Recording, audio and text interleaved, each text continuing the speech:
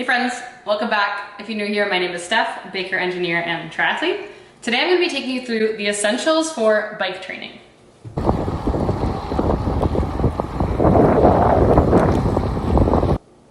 going to do this in maybe a controversial order, but first thing I would say is most essential is a helmet.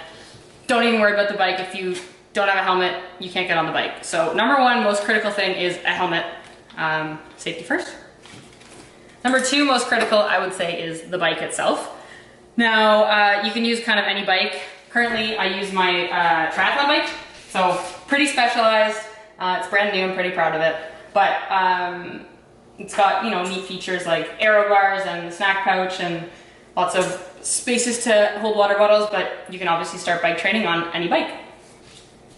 Depending on what level you're at, you're gonna want clip-on pedals. So you're gonna get bike shoes that have these cleats on the bottom, and then you can lock into your pedals, and that helps with power. So depending on where you're at in your training, I would consider investing in a pair of bike shoes and pedals with clips. Other thing that's quite nice to have is a good pair of glasses. I used to just wear my regular sunnies, but then I got these ones and they're kind of more like goggles. They protect your eyes from debris, from bugs, and then of course from the sun as well. So these are pretty high up on my list at this point.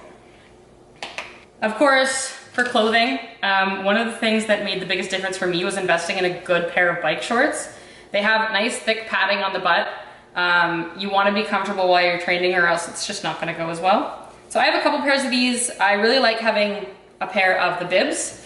So these go up over your shoulder, kind of like suspenders, overalls maybe. And that just helps keep the shorts up. Otherwise, sometimes they roll down and kind of sit right under my belly. So I like having one pair of bib shorts, and then I have a pair of just regular shorts. They're nice for if it's hot, if I'm worried about my tan lines, or just to have something different to mix it up. So just as much padding, but they're shorter and don't have the overall straps.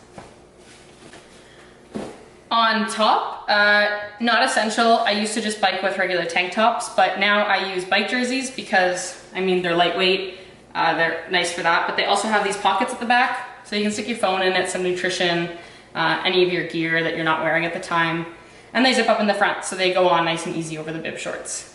I have one sleeveless, and then I have one with sleeves. I really like Peppermint brand. They're a Canadian brand.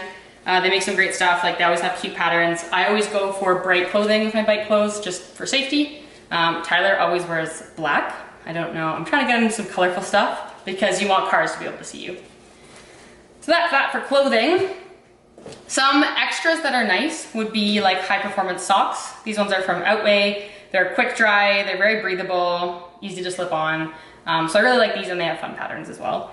But you can wear any socks. This is just kind of an extra that's really nice to have.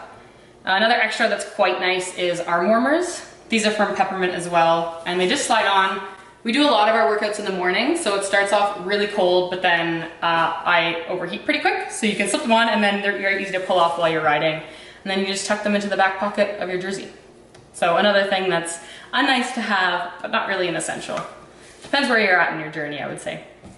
One of the things that's pretty important, of course, is hydration.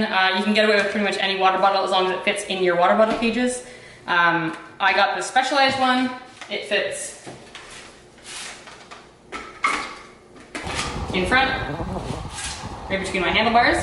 So while I'm biking, I can just drink without really moving at all. It's quite a treat. Another thing that's not quite essential, but it's really nice to have. If you're gonna be riding outside, you want lights. So you can get lights that just hook onto the back of your bike. You always want to have a tail light, even during the daytime, just so cars can see you. And then if you're biking and it's going to be dark out, it's nice to have a headlight as well. But a light is one of those kind of essential safety features that I recommend everyone has. Last but not least is chamois butter. This is, I don't know what to call it, a non-greasy skin lubricant that you put right in your shorts, and it just helps make sure that there's no chafing around the saddle area. It's quite nice.